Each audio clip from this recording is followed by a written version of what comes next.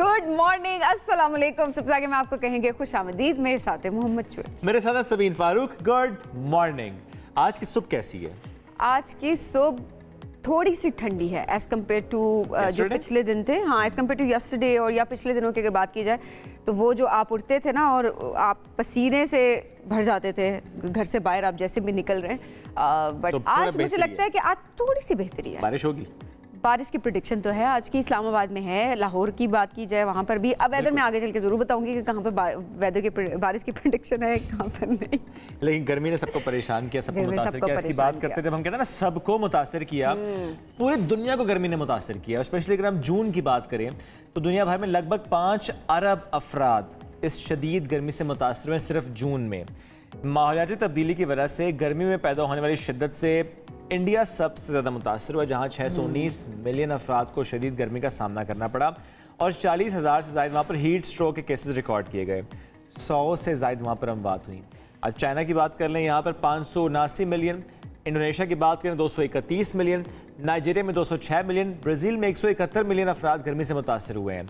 और जो अमरीकी साइंसदान हैं उनके मुताबिक जो गुज़श्ता माह यानी जून की जब हम बात करें तो दुनिया की तकरीबन 60% जो पॉपुलेशन है उसको शदीद गर्मी का सामना करना पड़ा। यानी इतनी गर्मी का सामना कभी माजी में नहीं हुआ, नहीं हमने देखा। वैसे टू बी वेरी ऑनेस्ट, हम हर बार यही बात ही कर रहे होते हैं। जो मुझे चीज़ सबसे ज़्यादा खौफनाक लगती है वो ये कि पिछले साल भी हम यही बात कर रहे थे कि ऐसी गर्मी हमने नहीं देखी। इस साल भी हम यही बात कर रहे हैं, हर साल हम यही बात करते हैं कि पहले से ज़्यादा गर्मी। सो ये क्लाइमेट चेंज है जिसकी वजह से इस तरह से, अब पता नहीं अगले साल अल्लाह खैरियत रखे, आमीन, क्या हालात होंगे वो देखा जाएगा। एब्सोल्युटली। ज़रा हमें कुछ इंटरवेंशंस करनी होंगी और बहुत तेज़ी के साथ करनी होगी ताकि बेहतरी की तरफ जाए। आगे बढ़ते हैं खबर अमेरिका से, जहाँ पर एक माजूर कोच है और नौजवान एथलीट्स की वो ट्रेनिंग कर रहा है। शेक एलन, इनका जिस्म एक खौफनाक हादसे में सीने से नीचे मफलूज हुआ, जिसके बाद वो व्हील चेयर तक महदूद होकर रह गए। ताहम उन्होंने अपनी माजूरी को कमज़ोरी नहीं बनने दिया और नौजवान एथलीट्स की रहनुमाई शुरू कर दी। शेक एलन ने सिर्फ 6 साल की उम्र में दौड़ के मुकाबले में हिस्सा लेना शुरू किया था, इस खेल में खूब नाम कमाया था और अब वो दीगर रनर्स को ट्रेनिंग फराहम कर रहे हैं। तो अब ये देखिए, मुश्किल सही उनकी ज़िंदगी, लेकिन उन्होंने कैसे मैनेज किया अपने एग्जैक्टली ये मोटिवेशन होती है। और मैं हमेशा कहती हूँ कि कमियाँ तो हर इंसान में होती है, कुछ की ज़ाहिरी होती हैं और कुछ की ज़ाहिरी नहीं होती है। लेकिन अब ये आप पे डिपेंड करता है कि आप अपनी जो वीकनेस है उसको अपनी स्ट्रेंथ किस तरह से बनाते हैं। सो उन्होंने इसको अपनी स्ट्रेंथ बनाया एंड आज देखें, आज उनकी स्टोरी दुनिया देख रही है। बच्चों को भी ट्रेन कर रहे हैं। हाँ, सबको ट्रेन कर रहे हैं, रनर्स को वो खुद तो है बट ऑब्वियसली बच्चों को भी साथ साथ ट्रेन कर रहे हैं। एग्जैक्टली। अच्छा जी, अगली कहानी भी बड़ी ज़बरदस्त कहानी हमारे पास है। वो अमेरिका से है, जहाँ पर बाप और बेटी को मिलकर तैयारा उड़ाने का एक ज़बरदस्त सा वाक़या हमने देखा। ठीक है, एक बड़ा ज़बरदस्त एक्सपीरियंस हमने देखा। किस तरह से तारीख में पहली मरतबा 2 पायलट्स बाप बेटी ने मिलकर तैयारा जो है वो उड़ाया। और फर्स्ट ऑफिसर मैकेजी रेन हॉक इनका नाम है। इन्होंने अपने वालिद जो है माइकल रेन, उनके साथ मिलकर ये मुनफरिद तजुर्बा जो है वो किया और उसके बाद उसको ज़ाहिर लोगों के साथ शेयर भी किया। बहुत ज़्यादा लोग खुश हो रहे हैं इनको देखकर और उन्होंने ज़ाहिर है अपने वालिद को देखा और बचपन से अपने वालिद को देखते देखते उनकी कोशिश यही हुई कि बड़े होकर वो भी पायलट बने। तो उनका भी ख्वाब था, शौक था, जो कि उन्होंने अब पूरा कर लिया। बाप बेटी दोनों पायलट और साथ में दोनों मिलकर अपना ख्वाब पूरा कर रहे हैं। क्या बात है, जबरदस्त। मूविंग ऑन, एक और खबर हमारे पास बरतानिया से है, जहां पर इंतखाबी उम्मीदवार मुनफरद इलेक्शन मुहिम चला रहे हैं। लिबरल डेमोक्रेट लीडर हैं एड जेवी, इन्होंने फिजा में कलाबाजियां खाते हुए इंतखाबी मुहिम के आखिरी हफ्ते का आगाज़ किया है। इस वायरल वीडियो में उन्हें इंतहाई बुलंदी पर पोल से रस्सी के जरिए उल्टा लटकते हुए और फजा में छलांगे मारते हुए देखा जा सकता है। अच्छा, बरतानिया में जो इंतखाबात होने हैं, यानी आम इंतखाबात, वो होने हैं 4 जुलाई को और उससे पहले जो उम्मीदवार हैं वो अपनी अपनी किस्मत आजमाने के लिए जिस तरीके से मैदान में उतरे हुए हैं। वैसे किस्मत ही आजमा रहे हैं ये वैसे किस्मत ही आजमा रहे हैं और क्या कर रहे हैं। अच्छा, आई थिंक सिर्फ वायरल होना चाह रहे हैं, थोड़ा सा जान जोखों में डाल, हाँ, जान जोखों में डाल के लोग उनके बारे में बात करें। मतलब ठीक है, लेकिन बाहर ममालिक में भी क्या लोग यही कहते हैं कि अगर आप थोड़े से करतब कर देते हैं तो उसके बाद लोग आपको वोट देंगे। यहाँ करतब कहाँ होते हैं? यहाँ तो कुछ भी नहीं होता, अलग बात है, हिलजुल हो जाए वही अच्छी बात हो जाती है। लेकिन चले, न्यूज़ में रहना, एक पॉपुलैरिटी जो है वो वोट को डिफाइन नहीं करती है। पॉपुलर होना जो है वो वोट को डिफाइन। हमारे यहाँ भी वैसे मैंने एक वीडियो देखी थी, छलांग लगाई थी नहर में ख्वाजा आसिफ साहब ने, अभी पिछले दिनों लगाई थी ना, गुड। ओके, मतलब मैं ये बात कर रही हूँ कि अब हर एक की अपनी अपनी शौक भी हैं, अपनी पर्सनल लाइफ भी है, तो इट्स गुड कि वो अपनी ज़िंदगी को एंजॉय भी करे। सियासत ऑलरेडी एक थका देने वाला काम है ऑब्वियसली, तो उस लिहाज से अगर देखा जाए तो इट्स गुड कि वो अपने आप को एक खुश रख रहे हैं। थक कौन रहा है वैसे पाकिस्तान में? अवाम।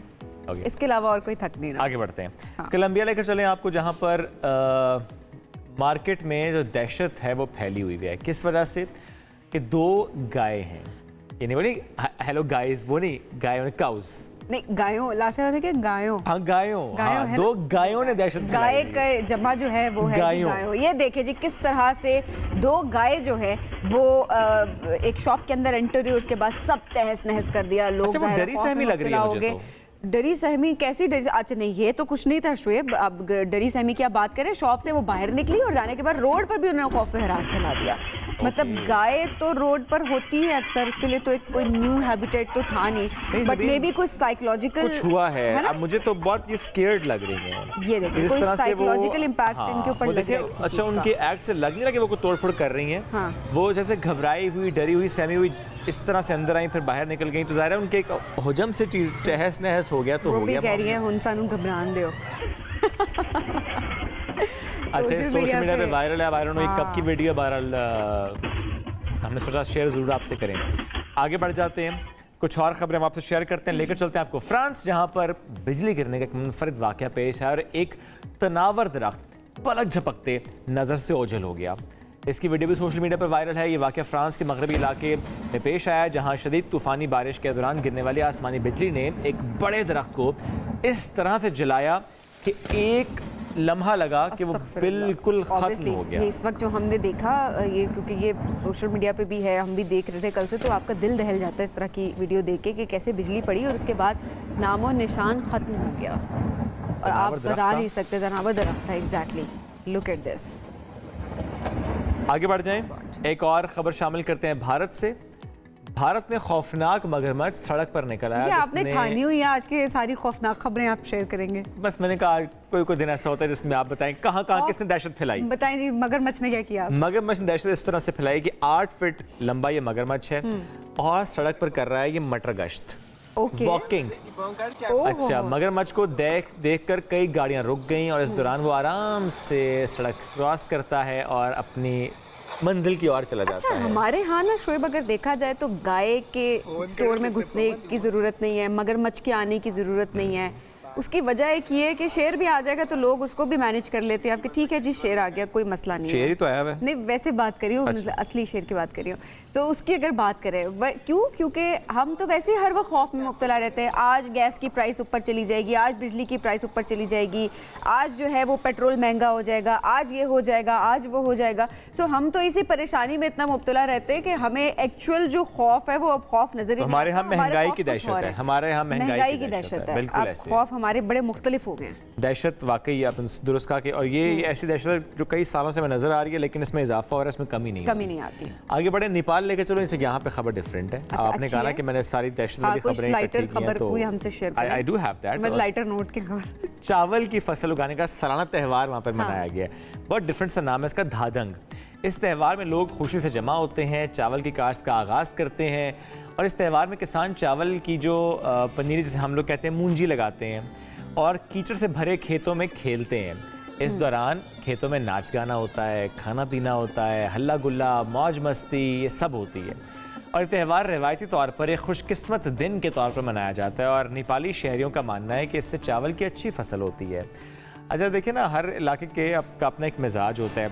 हमारे यहाँ जिस तरह से अगर हम मौसम के एतबार से बात करें, बहुत पहले जैसे बहार की आमद पे हम बसंत का त्यौहार मनाते थे, फिर ज़ाहिर है ये जो कातिल डोर की एंट्री है उसके बाद से मैं कहती हूँ कि बुरा त्यौहार नहीं होता, बुरे हमारे रवैये होते हैं जो कि उन त्यौहारों को बुरा बना देते हैं। बसंत बहुत एंजॉय करने वाला एक इवेंट था जिसको एंजॉय किया जा रहा होता था, बट अब इशू ये हो गया है कि हमारी इंतज़ामिया इस चीज़ में नाकाम हो चुकी है कि वो किस तरह से उस जो धाती डोर है उस पर पाबंदी लगाए, उसकी प्रोडक्शन जो है उसको बंद कर दे। ज़ाहिर उसकी प्रोडक्शन बंद नहीं होगी तो जाहिर सी बात है त्यौहारों पर पाबंदियाँ लगनी शुरू हो जाएंगी। बिल्कुल ऐसे, बिकॉज इट्स ईजी कि आप बंद कर दें। अपने इकदाम नहीं करेंगे, आप मैनेज नहीं करेंगे, चीज को रोकथाम नहीं करेंगे, आप बंद कर देंगे। ये इजी लगता है ना इनको, इजी लगता है ना, बंद कर देंगे, लोग ना मनाए, कहीं और छापे हमारे लोगों को गिरफ्तार कर लिया, ऑब्वियसली वो कानून जो नाफिज किया जाएगा उसके लिहाज से। एब्सोल्युटली। आगे बढ़ जाएं, पाकिस्तान की पहली सुपर हीरो फिल्म उम्र यार की बात करें। न्यूयॉर्क के टाइम्स स्क्वायर को सजा दिया, फिल्म के इश्तिहार टाइम्स स्क्वायर की स्क्रीन पर लग गए। राहगीर वहाँ पर जो मौजूद वो बड़ा एंजॉय कर रहे हैं इसको, इस एडवर्टाइजमेंट को, क्योंकि देखिए शोएब कितनी डिफरेंट सी एक कहानी, पाकिस्तान के लिए भी एक अचीवमेंट की बात है कि किस तरह से एक ज़बरदस्त फिल्म बनाई गई है और उसके बाद जो है वो इंटरनेशनल लेवल पे भी लोग इतना ही पसंद कर रहे हैं इसको। और अभी टाइम्स स्क्वायर पे हम इसका पोस्टर देख रहे हैं जो कि लगा हुआ है। और ज़ाहिर पाकिस्तानी जो वहाँ पर है, और ऑब्वियसली जब आप मुल्क से बाहर होते हैं, स्पेशली जब आप मुस्तकिल तौर पर वहाँ पर रह रहे होते हैं, तो अपने मुल्क की कोई एक चीज़ अगर नज़र आती है, मुनफरिद काम अगर नज़र आता है, तो आपको बड़ी खुशी होती है अपने पाकिस्तानी होने पर। सो ये एक जो फिल्म है इसने पाकिस्तान में भी ज़बरदस्त रिकॉर्ड कायम किए और अब इंटरनेशनल लेवल पे भी उम्र यार को बहुत पसंद किया जा रहा है। बड़े आगे एक अली सेठी साहब की बात भी करते हैं। आज बर्थडे है उनकी और उनको हम कहेंगे हैप्पी बर्थडे टू यू। अच्छा, एक और भी पर्सनालिटी उनकी आज बर्थडे है। बिल्कुल जी, उर्वा हुसैन की आज बर्थडे है, 33 बरस की वो हो गई हैं और पाकिस्तान की ज़बरदस्त सी फनकारा है और ज़ाहिर लोग पसंद करते हैं। तो आज उनके फैंस भी बड़े खुश हैं, सोशल मीडिया पे भी उनको मुबारकबादें दी जा रही हैं सालगिरह की, और हम नेटवर्क की तरफ से भी उर्वा हुसैन को बहुत बहुत सालगिरह मुबारक। अच्छा, मैं तो कई अरसे समझता रहा कि ट्विन्स हैं उर्वा और मावरा।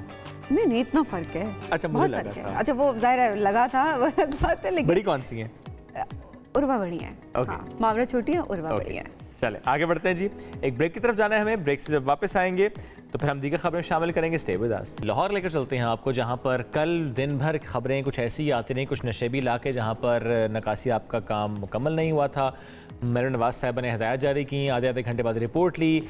हालात कैसे, आज की सुबह लाहौर की कैसी है? शाकिर रमान हमें ज्वाइन कर चुके हैं। शाकिर, कल का दिन लाहौर के लिए कैसा रहा ये भी बताइएगा, और क्या इस वक्त भी लाहौर के कोई इलाके ऐसे हैं कि जहां पर नकासी आप मुकम्मल नहीं हुआ? जी देखिए, अगर लाहौर की बात की जाए तो लाहौर में तकरीबन 90 से 95% इलाकों में जो पानी था वो निकाल लिया गया है। और इस हवाले से जो गुज़िश्ता हुकूमत थी और मौजूदा हुकूमत ने तरजीही बुनियादों पर काम किए, वाटर टैंक्स जो है अंडरग्राउंड वो बनाए गए और ख़ास तौर पर उन इलाकों को मरकूज़ किया गया था जहाँ पर पानी ज़्यादा खड़ा होता था। अगर हम बात करें लक्ष्मी की तो वहाँ पर जो है पानी सबसे ज़्यादा खड़ा होता था, और इसके साथ साथ चाइना चौक का इलाका है वहाँ पर जिनाबाग के साथ, और इसी तरह अंदरून शहर में। तो यहाँ पर जो है वो वाटर टैंक्स बनाए गए ज़ेरे ज़मीन, और वहाँ पर पानी को स्टोर कर लिया जाता है और उस पानी को फिर बाद में इस्तेमाल भी किया जाता है। तो इस हवाले से जो कज़ाफ़ी स्टेडियम का इलाका है वो नशेबी इलाकों में शुमार किया जाता है और वहाँ पर पानी खड़ा हो जाता है। और इस हवाले से कल वज़ीर आला ने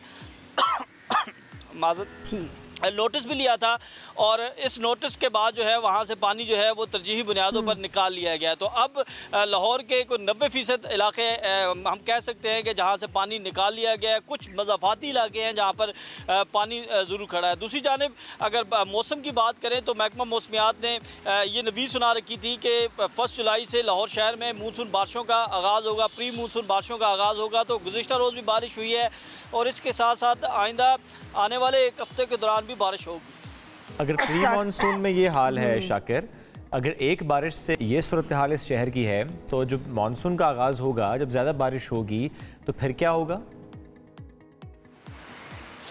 जी देखिए शुएब, इस मरतबा जो महकमा मौसमियात और PDM में हुकाम की जानिब से कहा गया है कि लाहौर शहर में गुज़िश्ता साल की निस्बत 25% बारिशें जो हैं वो ज़्यादा होंगी।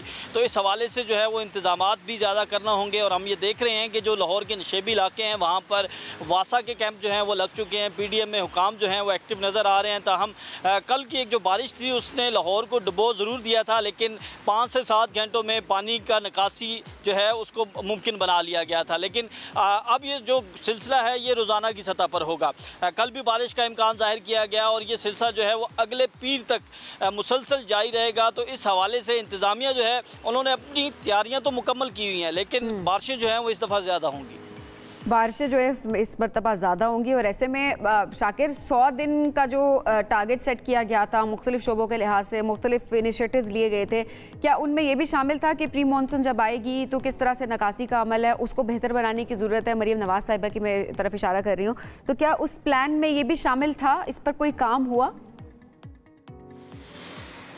जी बिल्कुल, हमें ये नज़र आया है कि कबल अज़ वक्त जो है वो जितने भी शहर के अहम पॉइंट्स हैं, जो नशेबी इलाके हैं, वहाँ पर वासा के कैंप्स लग चुके थे और इस हवाले से जो ज़िले इंतज़ामिया है वो हमें मुतहरिक नज़र आई है। प्री मानसून के हवाले से भी जो है वो इंतज़ामात मुकम्मल किए गए और कल उसका पहला अमली दिन था और इस हवाले से अगर हम बात करें तो जो इंतज़ामात थे वो बेहतर थे। हमें जो है वो वासा हुकाम जो हैं वो मैदान ग्राउंड में नज़र आई और इसके साथ साथ पीडीएम में हुकाम भी थे और पानी के निकासी आपको बेहतर करने के लिए जो है वो टीमें मुतहरिक नजर आई हैं। मज़ीद बेहतरी हमें नजर आए आइंदा दिनों में, क्योंकि प्री मानसून में ये हाल है तो मानसून के लिए ज़्यादा इकदाम करने की बहुत ज़रूरत है। बिल्कुल जी शाकिर, बहुत शुक्रिया हमें आगाह करने के लिए।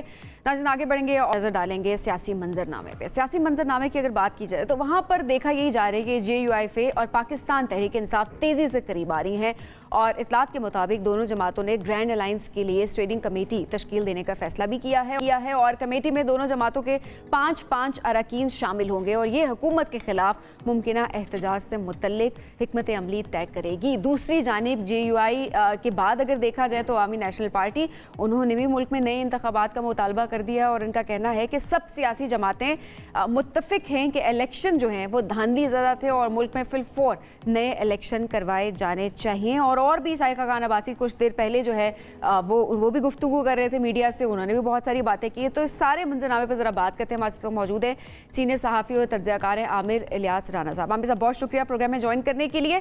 आमिर साहब सबसे पहले तो JUIF और पाकिस्तान तहरीक इंसाफ से मुतल्लिक आपके पास क्या क्या खबरें अब तक आ रही हैं? हमारे पास जो खबरें पहुंची वो ये कि जो कुर्बत है वो बढ़ती दिखाई दे रही है, दोनों जमातें मिलकर हुकूमत को चैलेंज करने का फैसला कर रही हैं। किस हद तक इस बात में सदाकत है? क्या वाकई आपको लगता है कि अलायंस हो सकता है दोनों जमातों का? देखिए बात सिंपल सी हो रही है कि JUIF और PTI एक दूसरे के करीब आते हैं और फिर ताने देते हैं क्योंकि दोनों के वर्कर्स में मामला है। लीडरशिप PTI की झुकी है कि बार बार वो मौलाना की तरफ जा रही है। लेकिन आप देखें कि ये कुर्बत के साथ जब प्रेस कॉन्फ्रेंस की और उन्होंने कहा कि आम इंतखाबात कराएं, तो कल JUI के जो सेनेटर कामरान मुर्तज़ा हैं वो सुप्रीम कोर्ट में खड़े होकर कह रहे थे कि हम इलेक्शन कमीशन के साथ हैं। और वहाँ न सिर्फ PTI वाले हैरान थे, जस्टिस मुनीब अख्तर साहब ने फौरन पूछा भाई वो प्रेस कॉन्फ्रेंस परसों किस चीज़ की थी? वो तो आम इंतखाबात की थी। लेकिन वहाँ पे फिर वही जो आया ना कि मफाद सबको अपना अपना अजीज होता है, सियासत अपनी अपनी होती है। तो अगर ये सीटें इलेक्शन कमीशन के फैसले के मुताबिक बहाल रहती हैं तो JUI KP असम्बली में सबसे बड़ी बेनिफिशियरी पार्टी है। सबसे कम सीटों के साथ सबसे ज्यादा सीटें मिल रही हैं उसको। तो ये वो नुक्ता है जहाँ पे सबको समझ आ जानी चाहिए कि मफाद अपना अपना है, ये नहीं है। वो जो मौलाना फजलुर रहमान आम इंतखाबात की बात कर रहे हैं और प्रेशर डाल रहे हैं, लेकिन हदिये में वो पब्लिक अकाउंट्स कमेटी भी कबूल करने को तैयार है हुकूमत की तरफ से कि चूंकि वो तो तोहफा दे रहे हैं ना, अगर वो कह रहे हैं उनको तो उसको तो कोई बुरा नहीं समझता ना कि जी हैं तो हम अपोजिशन में, हमें मिल रही है अगर PTI की जगह। और गवर्नमेंट की कितनी कोशिश कामयाब होगी आने वाले दिनों में पता चलेगा। आज मखसूस नशिस्तों पे होपफुली फैसला आ जाएगा या रिजर्व हो जाएगा, वो भी एक फैसला करेगा।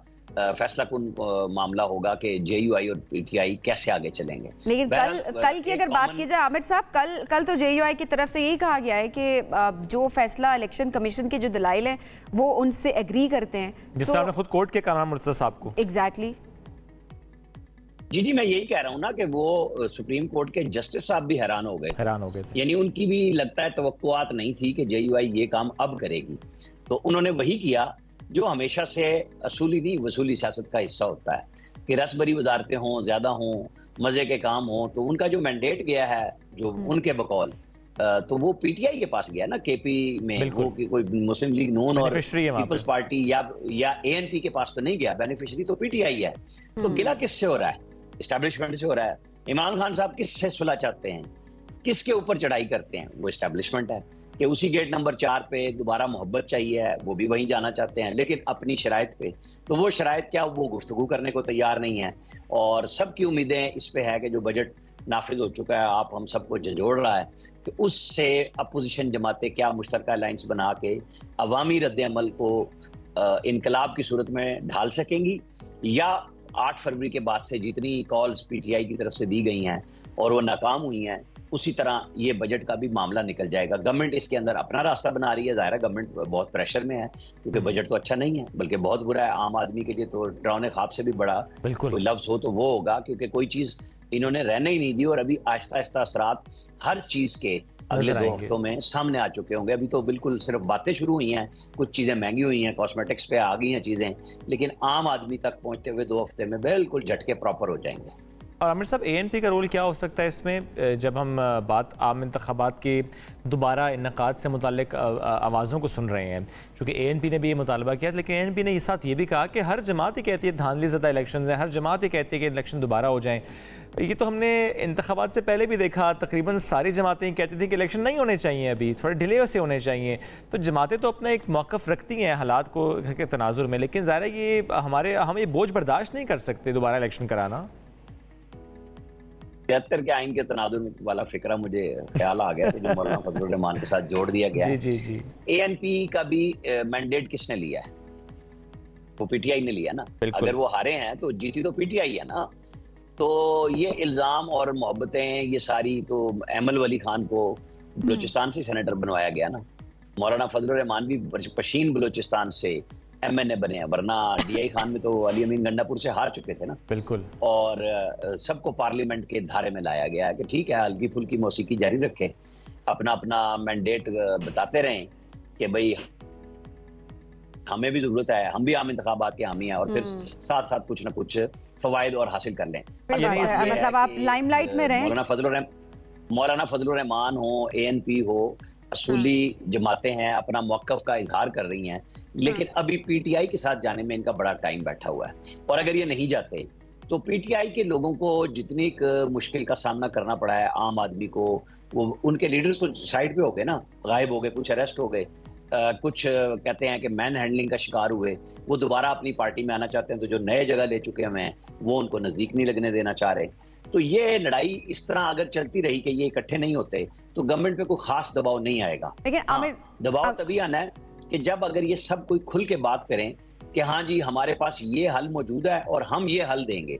ठीक है आमिर साहब, मौलाना और हुकूमत के दरमियान जो है वो कुर्बत हो सकती है कि मामलात हल होते हैं, पब्लिक अकाउंट कमेटी अगर मिल जाती है। एग्जैक्टली, क्योंकि इस पर्सपेक्टिव से देखा जाए तो मौलाना के तो किस तरह के बयान तो सबके सामने, हुकूमत की तरफ से उनके खिलाफ किसी भी किस्म का कोई बयान सामने नहीं आता अभी तक।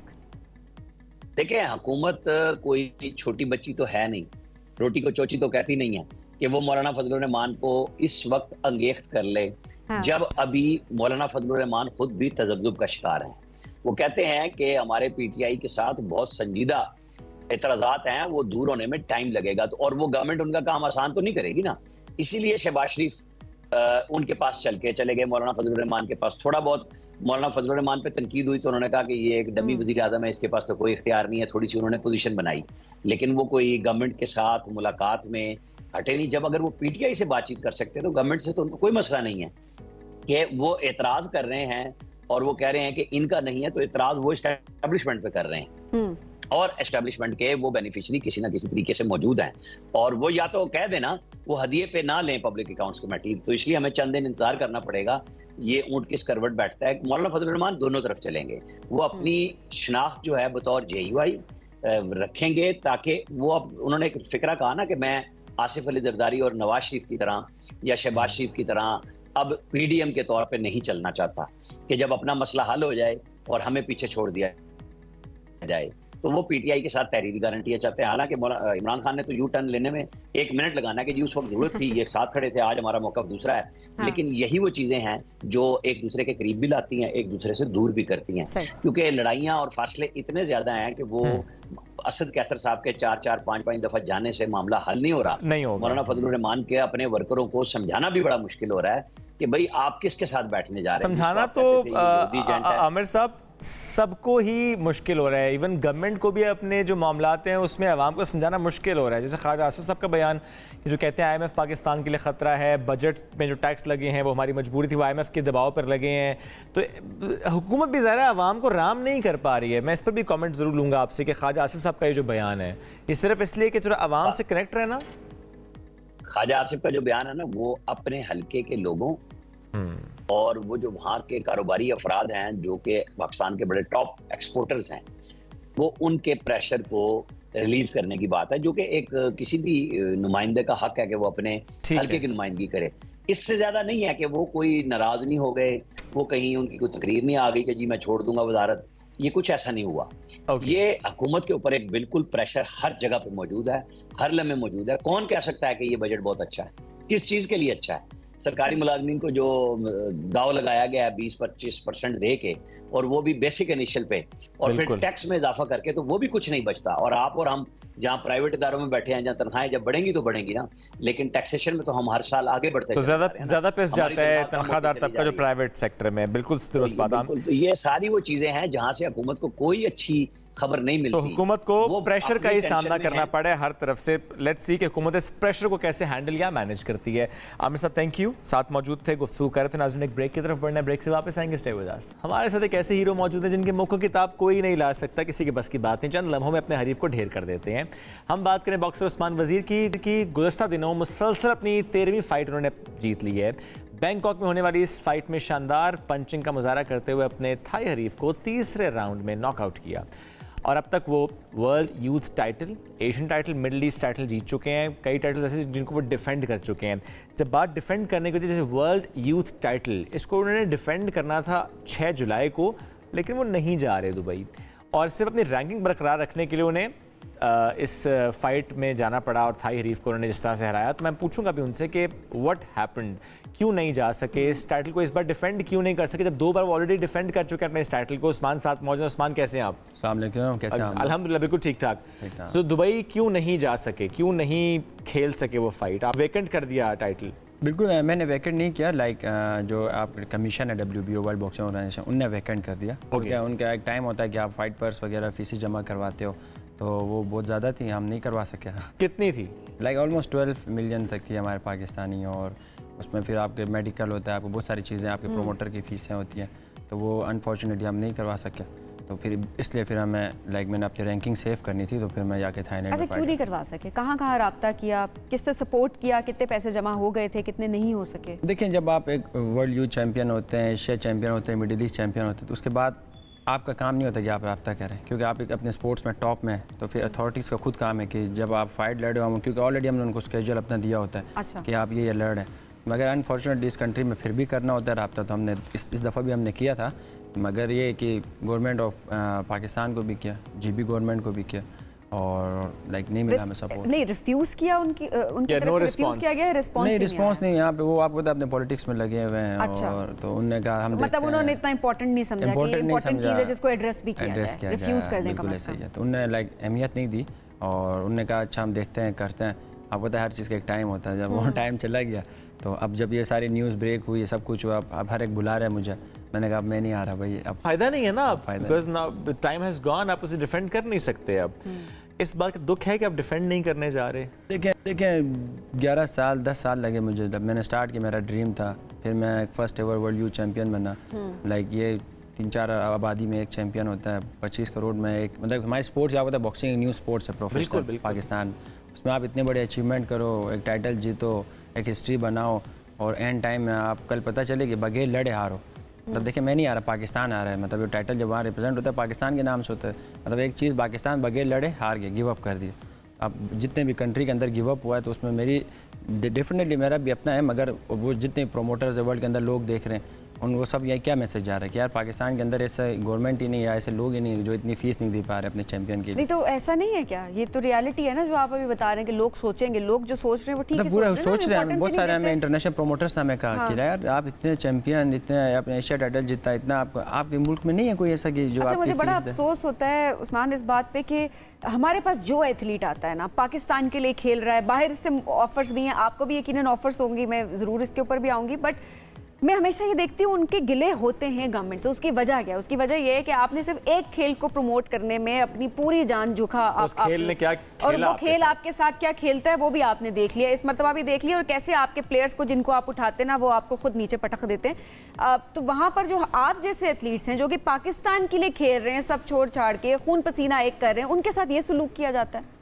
देखिए मैं किसी एथलीट के खिलाफ नहीं हूँ, मगर डेफिनेटली जैसे आपने स्पोर्ट्स की बात की, डेफिनेटली मैं भी ये कहता हूँ कि एक स्पोर्ट्स के ऊपर आप अरबों रुपए लगा रहे हैं, पूरे जितनी भी नेशन है उसको सपोर्ट कर रही है, ठीक है, और उनसे आपको क्या रिजल्ट मिल रहा नहीं मिल रहा। तो और ऑलरेडी आपके पास जो चैम्पियंस हैं वर्ल्ड के अंदर, जो टाइटल्स हैं, एशिया टाइटल्स हैं, उनको आप उनको देख रहे ही नहीं है, और जब देख रहे तब है जब वो हाथ से चले जाए, फिर आपके तो बड़ा ये तो अच्छी बात नहीं है, ये तो बड़ा मिस हो गया, तो डेफिनेटली दुख होता है। और आप एक एथलीट को डिफरेंट ट्रीट करते हो, उसको आप सुपरस्टार बनाते हो, और दूसरे के पास अचीवमेंट ज़्यादा है मगर आप उसको खातिर में नहीं लाते, अहमियत आप नहीं देते हो। तो इस वजह से कोई एथलीट्स ऐसे भी हैं हमारे बॉक्सिंग में ही या for that matter other games में जिन्होंने सिर्फ इस रवैये की वजह से, इन हालात की वजह से छोड़ा मुल्क? सर पाकिस्तान में इंडिविजुअल एक ओलंपिक का मेडल है, जिसके लिए हम तरस रहे हैं ना, ओलंपिक कहते हैं, एक ही मेडल है।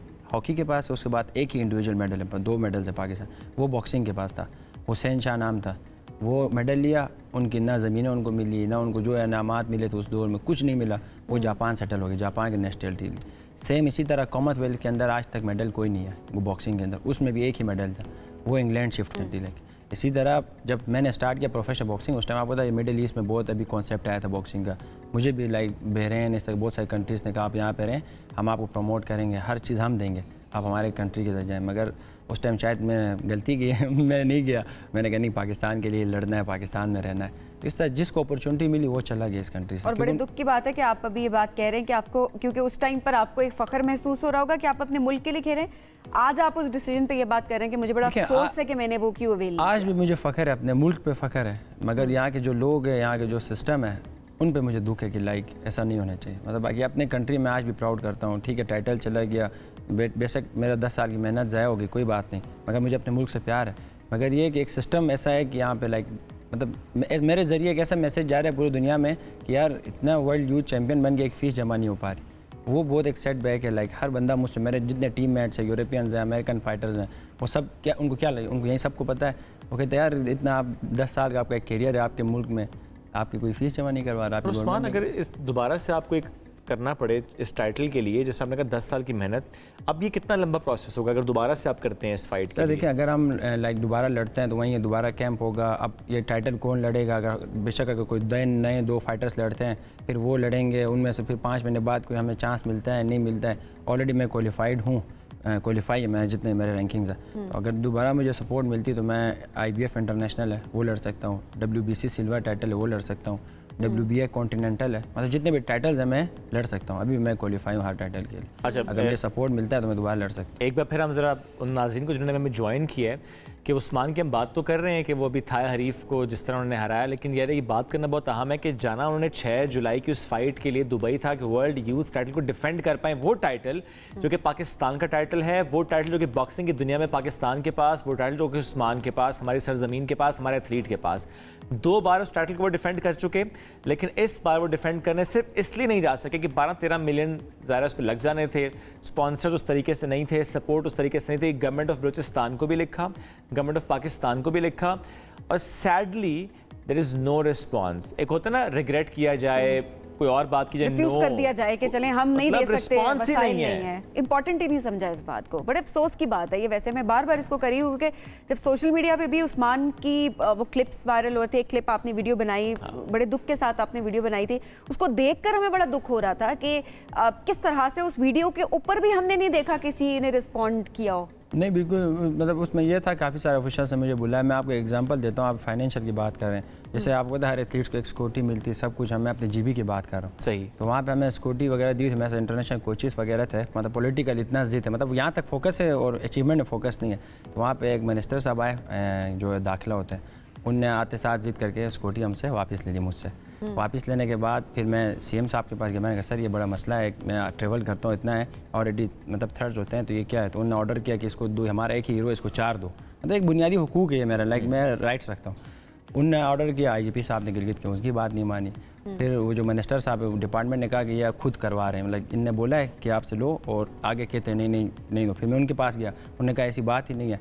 तो फिर सब कुछ करके आखिरी में IGP साहब ने उन दोनों की बात नहीं मानी, ठीक है। तो अब सिक्योरिटी नहीं मिली, नहीं दी, मुझसे वापस ले ली। अब आप ये देखें कि एक CM एक इलाके का एग्जीक्यूटिव पावर होता है, एक मिनिस्टर होता है, वो एक बुनियादी हुकूक मुझे नहीं दिलवा पा रहा, तो वो फाइनेंशियल मुझे CM के ऑर्डर्स भी फॉलो नहीं हो रहे, CM के ऑर्डर्स फॉलो नहीं हो रहे, वो जो वज़ीर दाखिला है उसके ऑर्डर फॉलो नहीं हो रहे, और वो IG साहब उनकी बात नहीं मान रहे। मुझे मेरा अब कल अल्लाह ना करे मुझे कुछ होता है, ठीक है, मैं इतनी मेहनत किया, एक स्टेज में हूँ, उसका कौन रिस्पॉन्सिबल है? बिल्कुल ज़ाहिर है, फाइनेंशियल तो एक नेक्स्ट स्टेप है ना। लाइक मैं जहाँ रहता हूँ ऐसा इलाका है जहाँ मैं ट्रेवल करता हूँ, इतना आपको तो कितने हादसा होते हैं, आप देखेंगे कभी चाइना के ऊपर अटैक हो रहा है, कभी हर तरफ से अटैक हो रहा है। लेकिन मैं उस्मान ये चाहूंगी कि आप होपफुल रहें अभी भी, आप होपलेस ना हो, क्योंकि आप हमारे हीरो हैं पाकिस्तान के। मुस्लिम आपको तो अल्लाह ताला की तरफ से है कि उम्मीद कभी और ये इश्यूज इंशाल्लाह हल होंगे उस्मान। ज़ाहिर है वो जो सिक्योरिटी की बात आपने की कि सीएम के ऑर्डर्स, मिनिस्टर के ऑर्डर के बावजूद आईजी साहब ने नहीं माना, ज़ाहिर है वो उस्मान ने ये बात की है, तो इस पर ज़रूर एक्शन होना चाहिए, इसको देखना चाहिए कि मामला क्यों इतना ख़राब हुआ है। दूसरा वो जो टाइटल डिफेंड करने की हम बात करें पे वो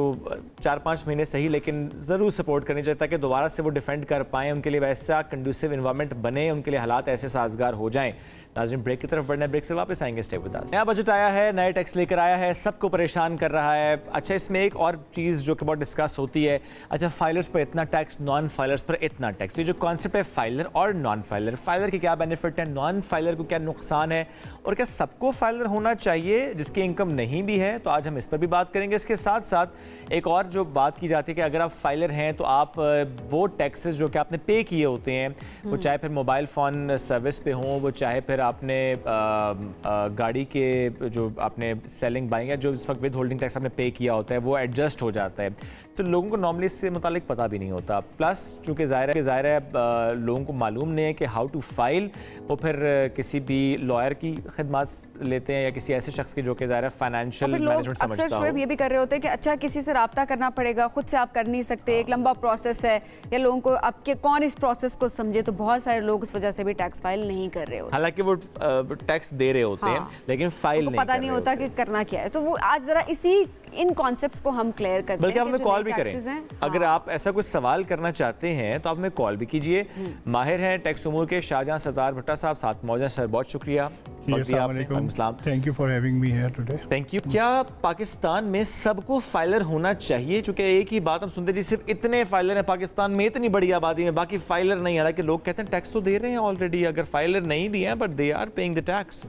देखिए फाइलर होना तो हर एक जो भी चाहे वो फाइलर हो सकता है, अगर वो फाइलर बनना चाहे, इस पर मतलब कोई मसला नहीं। इसके लिए ये नहीं है, ज़रूरी नहीं है कि उसकी इनकम हो या कोई उसकी पास कोई एसेट हो या ना हो, वो फाइलर हो सकता है। अगर वो मतलब सैलरीड पर्सन है या कोई इंडिविजुअल बिजनेस या कोई भी कॉर्पोरेट लेवल में किसी भी जगह बिजनेस वगैरह कर रहा है या कोई सर्विसेज दे रहा है, तो वो फाइलर मतलब टैक्सेस वो इनडायरेक्टली कोई ना कहीं टैक्सेस पे कर रहा है। जैसे कि इवन के यूटिलिटी बिल्स के ऊपर पे कर रहा है, इवन के गाड़ी के टोकन या रजिस्ट्रेशन वगैरह करता है उसके ऊपर भी पे कर रहा है। लेकिन ये है कि अगर तो वो फाइलर बन जाता है तो गवर्नमेंट की तरफ से बेनिफिट्स ये है कि जैसे कि अगर आप गाड़ी ट्रांसफ़र कराते हैं या टोकन लेते हैं, उसके ऊपर आपकी जो फ़ीस होती है वो हाफ़ हो जाती है, ठीक है। और हम जब फाइलर बनते हैं तो उस पर ये होता है कि काफ़ी सारे मतलब गवर्नमेंट को भी इसमें काफ़ी इकॉनमी के लिए भी काफ़ी हेल्प आउट होता है, और हमें मतलब पाकिस्तानी शहरी होने के लिए वजह से हम सबको चाहिए कि हम लोग टैक्स वगैरह पे करें और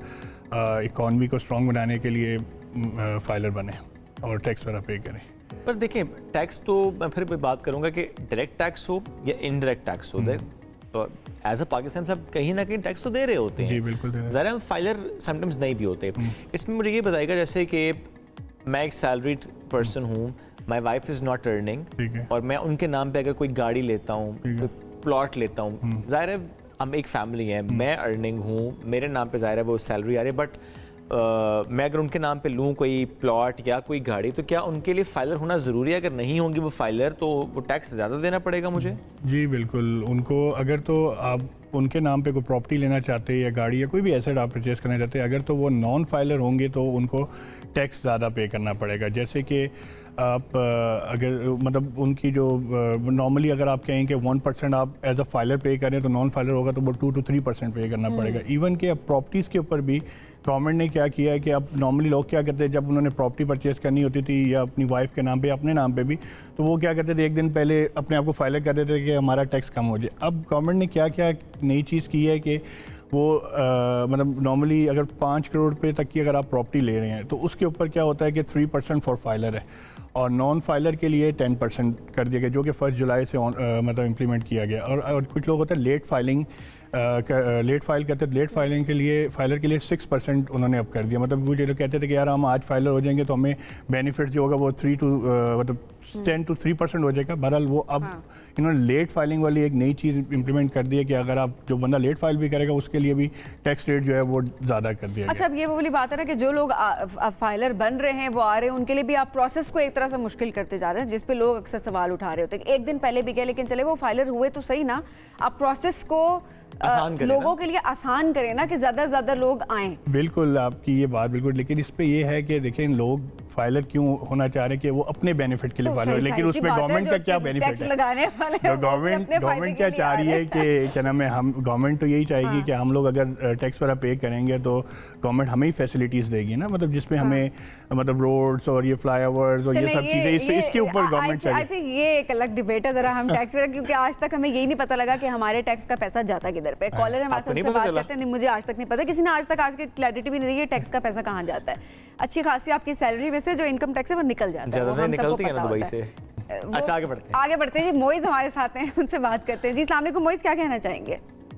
वालेकुम अस्सलाम। मिस, आपके टैक्स का पैसा जो है ना वो 300% बढ़ने वाली तनख्वाहों में चला जाता है, जो इस साल कौमी असेंबली और सूबाई असेंबली के मेंबरान की बढ़ाई गई है। मिल गया जवाब? क्या कह रहे हैं? मुझे उन्होंने कहा जो टैक्स का पैसा आप कह रहे हैं ना, कहाँ जाता है? जिनकी 300% तनख्वाहें बढ़ी है ना, जिनकी मरात बढ़ी है, जिनको फैसिलिटेट किया जाता है एमएनएस इवन इन ब्यूरोक्रेसी, तो फैक्ट है। चले एक जवाब मुझे चले आपकी तरफ से मिले, हुकूमत की तरफ से नहीं मिल पाया ना। हाँ, वो तो मिस वो शायद ही मिले। मैं तो सिर्फ ये पूछना चाह रहा हूँ कि हमारे यहाँ नॉन फाइलर की इस्तेला क्यों है? जब हम बिजली के बिल में तेरा टैक्स पे करते हैं, जब हम मोबाइल का चार्ज कराते हैं तो हम उस पर टैक्स पे करते हैं, जब हम मैसेज करते हैं तो टैक्स पे करते हैं, जब मैं आपको कॉल कर रहा हूँ तो मैं इस पर टैक्स पे कर रहा हूँ, तो नॉन फाइलर कहाँ से हुआ? जब मैं गैस के बिल में आपने सर एक चीज दे के हुकूमत को कॉल करके बताया नहीं कि मैंने ये दे दी है, यही बात है सर? बिल्कुल ऐसे ही है। और जो जहाँ तक मोबाइल फोन्स और इंटरनेट के ऊपर ये बात करें विद होल्डिंग, वो टैक्सेस तो आपके एडजस्टेबल है, ठीक है, एडजस्टेबल है विद होल्डिंग टैक्स जो आपके डिडक्ट हो रही है। अच्छा, ये एडजस्टेबल फाइलर के लिए? फाइलर ही एडजस्ट करवा सकता है, जाहिर है उसके ऊपर अगर जब इनकम टैक्स आएगा तो उस पर उसको एडजस्ट करवा सकता है। काफी सारे लोग ऐसे कौन कौन से टैक्सेस हैं जो कि एडजस्ट करा सकता है? मतलब विद होल्डिंग टैक्सेस जो है वो आपके एडजस्टेबल है, जो कि आपकी मतलब मैंने जैसे कि आपको पहले भी बताया कि आपके जो मतलब इंटरनेट के बिल्स के ऊपर पीटीसीएल इंटरनेट और मोबाइल फोन्स के गाड़ी के जहाँ विद होल्डिंग टैक्स हो जाए गाड़ी की ट्रांसफर के ऊपर है, जी वो सब रीएडजस्ट हो जाता है, वो एडजस्टेबल है। एक और कॉलर है, फैजान है झंग से। अस्सलाम वालेकुम फैजान, कैसे हैं आप? वालेकुम सलाम, क्या हाल चाल है सर? अल्लाह का शुक्र। फैजान आप फाइलर हैं? नहीं, मैं फाइलर नहीं हूँ। ओके, अब सवाल कीजिए कि क्या सोच रहे हैं आप इस मामले से मुताल्लिक? मैं इस मामले से यही कहना चाह रहा हूँ, मैं कहना चाह रहा हूँ हुकूमत से कोई अवाम पे कोई रहनुमाई की जाए, अपील है। रहनुमाई किस हवाले से? फाइलर बनने के हवाले से आप कहना चाह रहे हैं?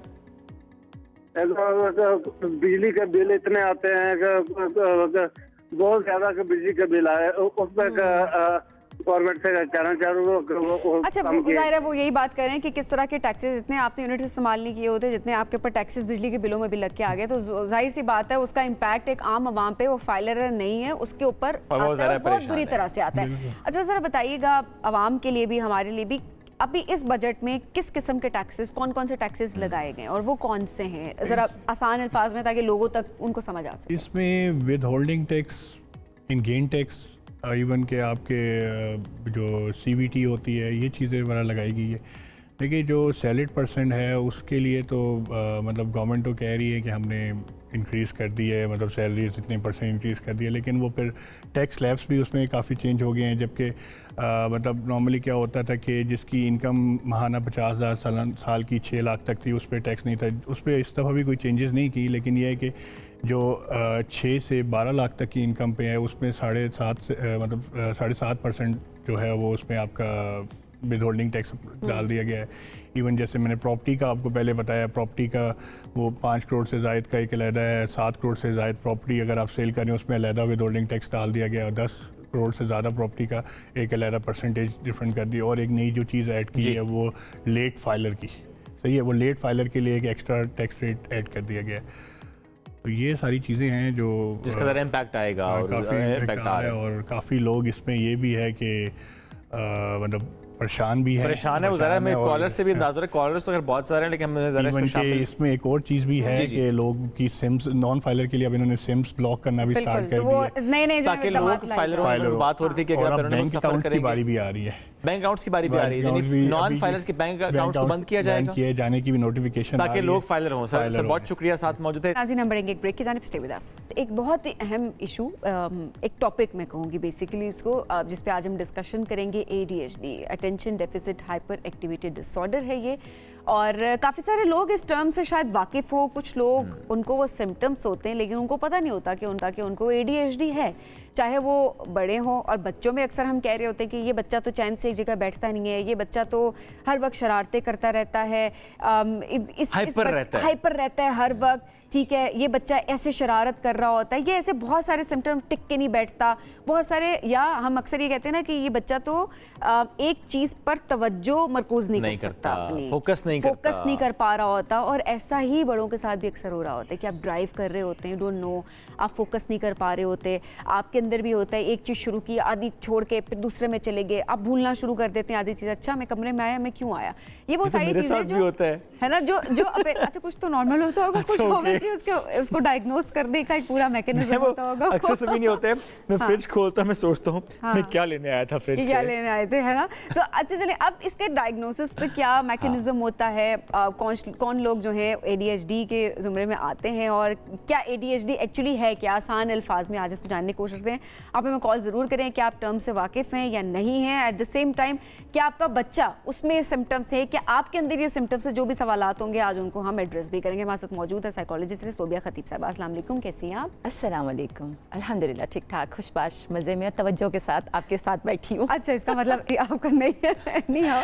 ADHD कैसे आप डिफाइन करेंगे आसान अल्फाज में इसको? अच्छा, ये स्पेसिफिकली कहा जाता है 5 से 13 साल के अंदर जो आपके अंदर एक इज़्तिराब मचता है ना, जिसमें आपकी तवज्जो, आपकी अटेंशन, आपकी बॉडी के अंदर इज़्तिराब की कैफियत के साथ हाइपर एक्टिविटी की जो अलामात आती हैं, उसमें इमोशंस हो सकते हैं, काम पे तवज्जो मरकूज़ ना कर पाना। जैसे आप स्टार्टिंग में एक इंट्रो में कह रही थी ना, 3 एलिमेंट बहुत इंपॉर्टेंट इसमें होते हैं, और जिसमें से अगर 6 ज़्यादा मैटर कर रहे हों, 3 मेजर हैं और मेजर की सब कैटेगरीज हैं, नो आगे की कैटेगरीज निकलती हैं।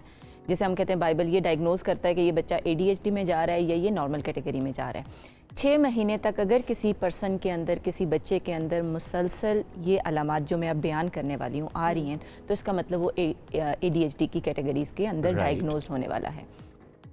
इन अटेंशन और इन एक्टिवनेस जो होती है, इन अटेंशंस के अंदर हम कहते हैं कि तवज्जो छोटी छोटी चीज़ों पे मरकूज़ ना कर पाना और उसको सस्टेन ना कर पाना। जनरली ह्यूमन बीइंग की जो अटेंशन स्पेन है अब 8 सेकंड का रह चुका है, जो हम कहते हैं ये ऑरेंज फिश जितना रह चुका है, लेकिन क्योंकि बाकी बहुत सी चीज़ें ऐसी उसमें होती हैं, हम फैक्टर्स को उसको बाद में पहले अलामात को देख लेते हैं।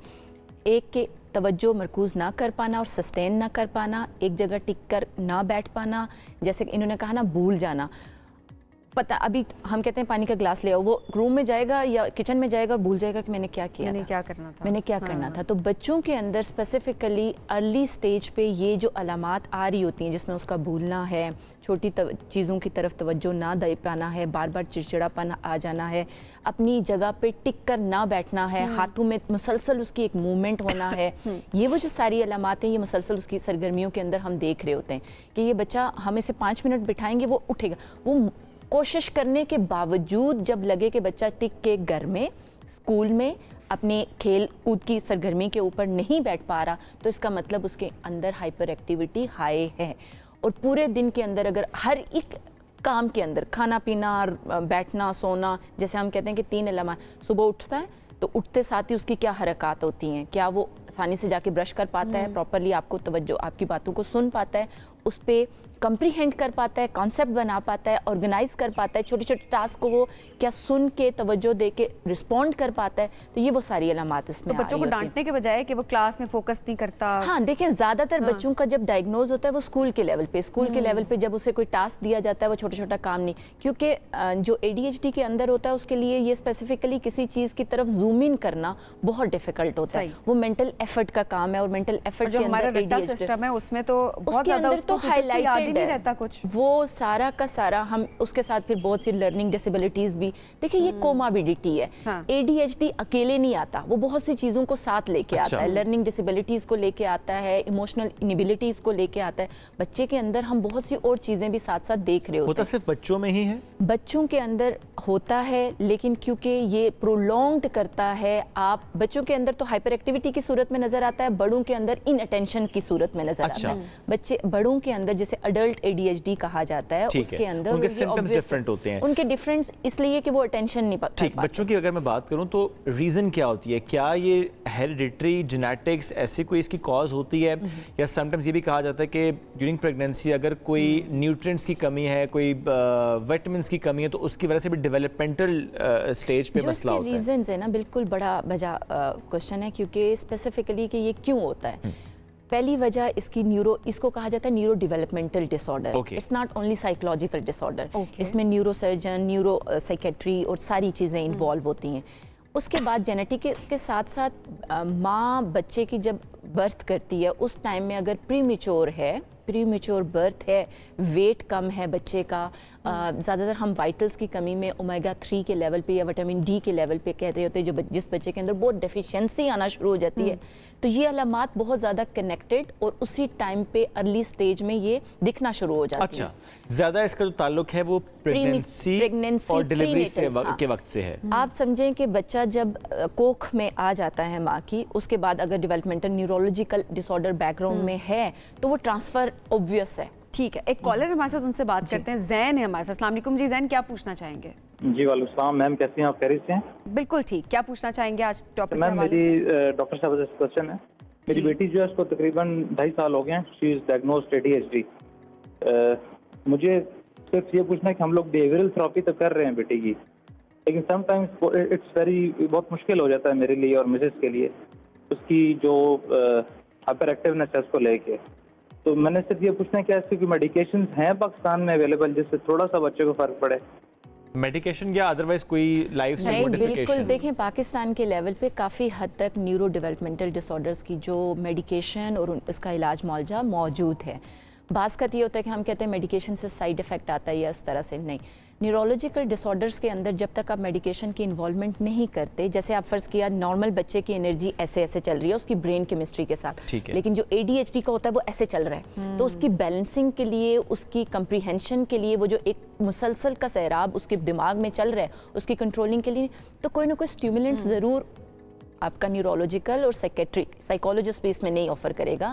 साइकेट्रिस्ट और न्यूरो साइकेट्री जो जिसकी एक्सपर्टीज है, neuropsychiatry is a different field as well. So यानी जो मेडिसिन की बात वो करें उसके लिए उन्हें न्यूरोसाइकेट्रिस्ट के पास जाना पड़ेगा। उन्हें न्यूरोलॉजिस्ट, साइकेट्रिस्ट या न्यूरोसाइकेट्री का जो भी एक्सपर्ट है ना उसके पास जरूर जाके मेडिसिन दे सके, और मेडिसिन का इलाज करामत साबित होता है कम्बिनेशन के साथ। बाज़ का लोग सिर्फ एक थेरेपी या बातचीत की तरफ चले जाते हैं या सिर्फ उसको एक्टिविटीज करवाना शुरू कर देते हैं। नो, कम्बिनेशन ऑफ ट्रीटमेंट चलता है। तो जैसे ये कह रहे हैं कि इतने टाइम से ये लोग बिहेवियरल थेरेपी और सारी चीज़ों कम्बिनेशन करेंगे तो बेस्ट वे होगा, और उस पर वो रिस्पॉन्ड भी करेगी और इमोशनल मैनेजमेंट भी हो जाएगी। सब वक्त हमारे पास मुख्तसर है, मैं चाहूँगी कि बड़ों में भी क्या वजूहात होती हैं वो भी ज़रा बताएं। क्या ट्रॉमा की वजह से भी होती है, या बड़े होकर विटामिन D डेफिशिएंसीज उनकी वजह से भी ADHD वो उस कैटेगरी में आना शुरू हो जाते हैं बड़े? अच्छा देखिए, सबसे ज़्यादा डायग्नोज जो पावर पे होता है ना, वो बचपन से कुछ अलामात उसने साथ ली होती हैं तब जाके होता है, ऐसा नहीं होता। बाकी इमोशनल डिस्टर्बेंसेस को हम ADHD में डाल देते हैं, लाइफ की कॉम्प्लिकेशंस को भी हम कहते हैं कि हम तवज्जो नहीं दे पा रही, वो सारी चीज़ें डिफरेंट। 9 आइटम्स जो हम साइन और सिम्टम्स की बात करते हैं, अगर वो फुल हो रहे हैं तो ADHD के लेवल पे लेबल उसको किया जाएगा, अदरवाइज नहीं।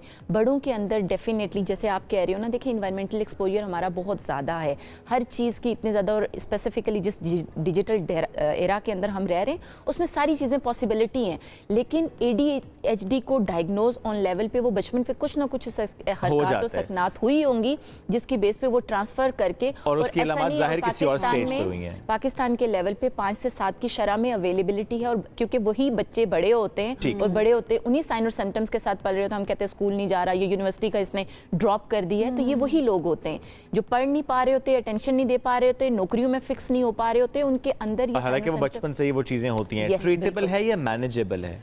मैनेजेबल है।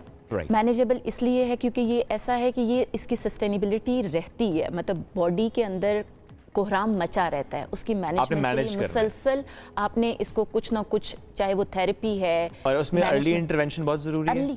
Early intervention is the best way, क्योंकि इसीलिए ज़्यादातर बच्चों को कहा जाता है कि, और अब देखें ADHD कोचिंग बहुत ज़्यादा पाकिस्तान में अभी न्यू ट्रेंड्स आ रहे हैं, इसके लेवल पे शुरू हो चुकी है, कोच करवाना, अंडरस्टैंड करना और उसके बाद स्ट्रीमलाइन करना, और सबसे इंपॉर्टेंट इसको मिक्स ना करें। मैं यहाँ पे कहूँगी ऑटिज़म के साथ मिक्स कर दिया जाता है, किसी डिसेबिलिटी के साथ मिक्स कर दिया जाता है। ADHD के बहुत से जिसे हम कहते हैं ना हाईलाइटेड लोग हमारे पास मौजूद हैं, जो बड़ी बड़ी सीट्स पे मौजूद हैं, उनका इंटेलेक्चुअल लेवल बहुत हाई होता है, दे आर, अगर उनकी कंपोज कर ली जाए ना स्किल, तो वो बेस्ट फर्द सोसाइटी का साबित होते हैं, वो डिसेबल नहीं होते। इस चीज़ को मैं यहाँ पे, क्योंकि बाज़ का बहुत ज़्यादा लोग कह देते हैं कि ये बार इसको बीमारी लग गई है, ये ADHD का, अब तो ये कुछ काम नहीं कर सकेगा, उनकी बाकी की स्किल बहुत हाई, सिर्फ वो अटेंशन क्योंकि जूम इन नहीं कर पा रहे, वो भी आप मैनेज कर सकते हैं, वो मैनेज कर सकते हैं। लास्ट कोई ऐसी चीज़ जो कि बच्चों को फोकस करने के लिए आप घर में प्रैक्टिस करें, what is that one thing? Small cheese, distraction जितनी भी है दुनिया में हमारे यहाँ ना, हम 10 काम खोल के बच्चे को कहते हैं तुम ये भी करो, ये भी करो, फोकस करवाएं। Try to start with the small and basic activities, चाहे कलरिंग की स्किल्स करवाना स्टार्ट करनी है ना, क्योंकि कलरिंग 3000 न्यूरोट्रांसमीटर्स को कंप्रीहेंड करता है, तो आप जब कलरिंग करवा रहे हैं तो आप उसके कंसिस्टेंटली कहें।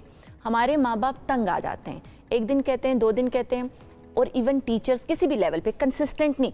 ADHD का पर्सन कंसिस्टेंसी मांगता है, बार बार कॉशंस मांगता है, बार बार उसको कंप्रीहेंशन के लिए जैसे पकड़ पकड़ के बिठाने वाली स्ट्रेटजीज मांगता है। अगर वो करना शुरू कर देंगे, रेगुलेट करेंगे, चैनलाइज करेंगे, स्केड्यूल करेंगे, तब बेहतर तरीके से घर के लेवल पे, स्कूल के लेवल पे, बाकी देखिए वो इंजॉय भी नहीं कर पाते ना। हम कहते हैं कि हम इस हैप्पी, बच्चे तो खुश होते हैं, वो खुश भी नहीं हो पाते क्योंकि वो उस तरह से रिसीव नहीं कर पा रहे होते। तो आपको ना उनकी कोई ना कोई स्किल पकड़नी होती है। हर एक ADHD के अंदर उसकी कोई मेन स्किल होती है, उसको स्किल को कोई डायग्नोज कर लेना तो वो बेटरली अपनी चीज़ को आगे, जनरल ह्यूमन बीइंग के अंदर भी यही होता है, लेकिन ADHD के अंदर IQ लेवल का मार्जिन हाई होता है। उसको अगर कोई पकड़ ले, कोई भी नॉलेज पकड़ ले, माँ बाप में से पकड़ ले कोई भी, तो वो बेहतर तरीके से मैनेज कर ले, तो वो बच्चे जो है उसकी स्किल बनती है, वो उसी टूल के लेके ना जिंदगी में आगे फिर सक्सेसफुल बन जाता है। सुबह बहुत शुक्रिया। बहुत एक कॉम्प्लिकेटेड से टॉपिक में इसलिए कहूंगी कि बहुत सारे इसके अंदर सिम्टम्स इन्वॉल्व होते हैं, लेकिन आपने बड़े अच्छे तरीके से एक्सप्लेन किया। बहुत शुक्रिया प्रोग्राम में वक्त देने के लिए। इसी के साथ आज के प्रोग्राम से इतना ही, दोबारा मुलाकात कल करेंगे। अल्लाह हाफिज।